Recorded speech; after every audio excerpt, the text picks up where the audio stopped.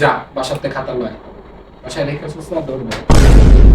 Sir আমার বাসা তো অনেক দূরে, যাইতে অনেক দেরি লাগবো, খাতাও আনতে অনেক দেরি হইব।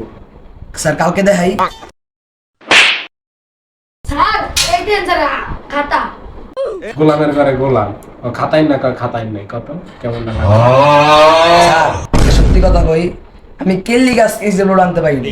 বল। স্যার আমার দাদি ওয়াশরুমে গেছিল, ওইটা গিয়া কিডনির হাড্ডি ভেঙে গেছে। জানো আর কইলোটা কি?